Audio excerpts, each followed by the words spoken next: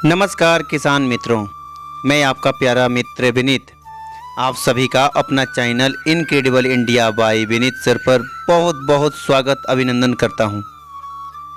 आज मैं जो विषय आप सभी के समक्ष लेकर के आया हूं वो बहुत ही रोचक और महत्वपूर्ण है।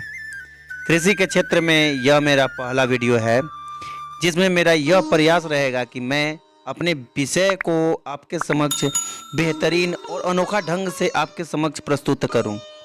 अतः किसान भाइयों, आज का जो रोचक विषय आपके समक्ष रख रहा हूं वह पैडी यानी धान फसल पर है। मैं आप सभी को यह भी बताता चलूं कि इस विषय में जो भी जानकारी आपके समक्ष रख रहा हूं वह मेरे स्वयं के अनुभव पर आधारित है।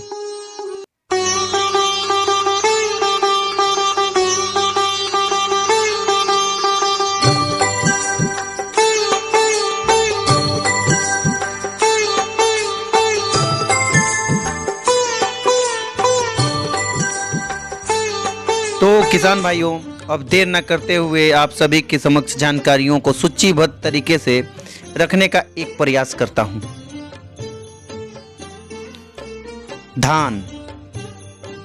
धान भारत की एक प्रमुख फसल है जिससे चावल निकाला जाता है। यह भारत सहित एशिया एवं विश्व के बहुत से देशों का मुख्य भोजन है। विश्व में मक्का के बाद धान ही सबसे अधिक उत्पन्न होने वाला अनाज है।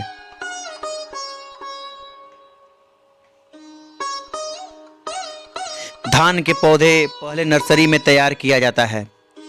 इसके बाद खेत की तैयारी पूरी करके रोपाई की जाती है।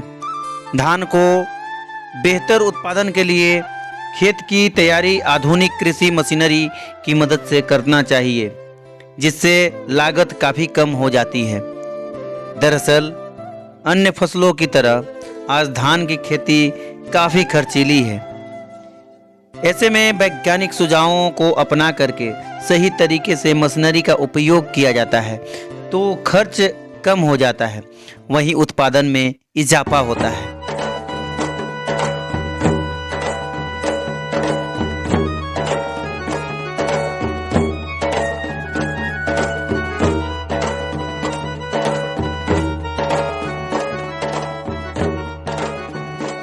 हमारी और आपकी थाली में जो चावल, बिरयानी, खिचड़ी या पोहा होता है उसके पीछे दूर कहीं खेतों से लेकर के खलिहान तक किसी न किसी महिला की मेहनत होती है, जो परंपरागत तरीके से अपने भारतवर्ष में खेती होती है।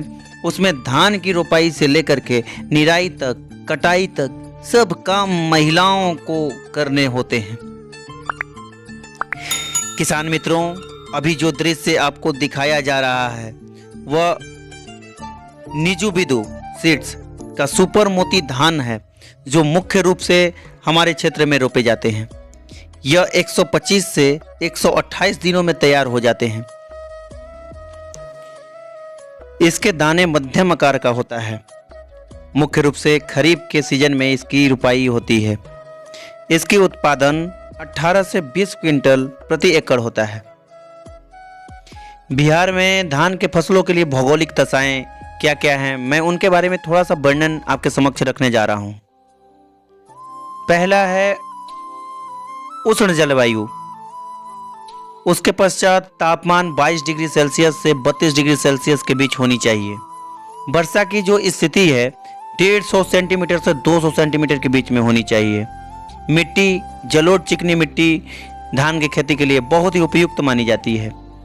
बुआई जून से अगस्त और कटाई सितंबर टू नवंबर में यहाँ बिहार में किया जाता है।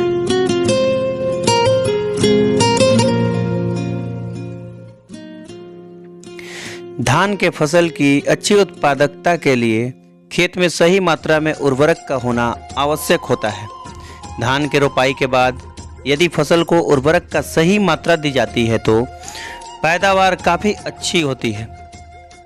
धान की खेती में यूरिया के अधिक इस्तेमाल से बचना चाहिए, क्योंकि इससे पैदावार को नुकसान होता है। किसान अपने फसल की उत्पादकता को बढ़ाने के लिए 100 से 130 kilogram DAP 70 kilogram MOP, 40 kilogram urea एवं 25 किलोग्राम जिंक प्रति हेक्टेयर यानी 4 बीघा की दर से रोपाई के समय तथा यूरिया के 60 से 80 किलोग्राम की मात्रा रोपाई के 4 से 5 सप्ताह के बाद प्रति हेक्टेयर के हिसाब से खेत में प्रयोग कर सकते हैं। धान के फसल में सिंचाई की अधिक आवश्यकता होती है, इसलिए खेतों में बीजों की रोपाई के तुरंत बाद इसकी पहली सिंचाई कर देनी चाहिए। धान की फसल को एक रोपाई के 1 सप्ताह तक पौधों के कल्ले फूटने तक दाने भरते समय तक खेतों में पानी की पूर्ति नियमित रूप से होनी चाहिए। इसके लिए बांध बनाकर उसमें पानी भर देना चाहिए, जिससे कि पानी खेत में बना रहे और पौधे ठीक से वृद्धि कर सकें।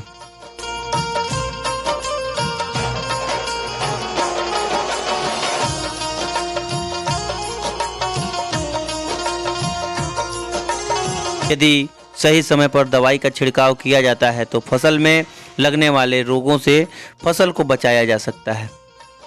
किसान भाइयों, जैसे कि आप यहाँ पर देख सकते हैं, पौधा जो है पूर्णतः विकसित हो चुका है और अच्छा विकास यहाँ पर पौधे में दिखाई पड़ रहा है। एक हाइट की भी बात किया जाए तो यहाँ आप देख सकते हैं कि मैं आपको हाइट दिखाने का एक कोशिश कर रहा हूँ। अब बालियों में थोड़ा पीलापन आने लगा है। यह समय किसानों के दृष्टिकोण से बहुत ही उपयुक्त होती है।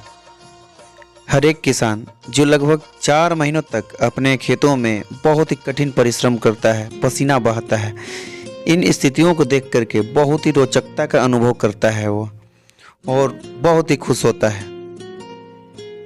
मित्रों, आप सभी से एक विनम्र आग्रह है कि अगर आप सभी ने अभी तक से मेरा चैनल सब्सक्राइब नहीं किया तो प्लीज़ कृपया मेरे चैनल को सब्सक्राइब करें। तो किसान मित्रों, अब आप देख सकते हैं कि अब हार्वेस्टिंग का टाइम आ चुका है। और मैं बता दूं कि हार्वेस्टिंग यहाँ पर जो किया जाता है अपने बिहार में, वो लगभग 2 तरीके से किया जाता है। एक तो मैनुअली, जैसे कि आपने अभी देखा,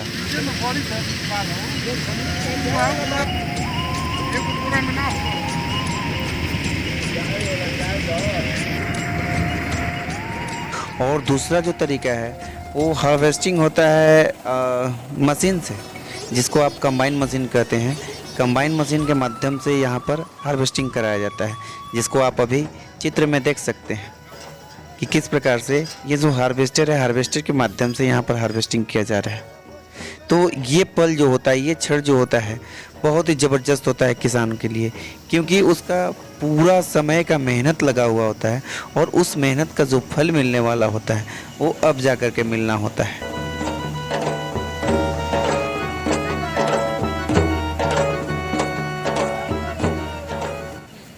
किसान मित्र यहाँ प्रत्यक्ष ढंग से देख सकते हैं कि अनाज जो है उसे ट्रैक्टर्स पर बटोरा जा रहा है और फिर उसे यहाँ से लेकर के खलिहान तक पहुँचाया जाता है। क्योंकि किसान जो होता है बहुत ही ज़्यादा उत्सुक होता है इस पल के लिए। अब यहाँ के बाद किसान व्यापारियों के हाथ से अपने अनाज को बेच देते हैं।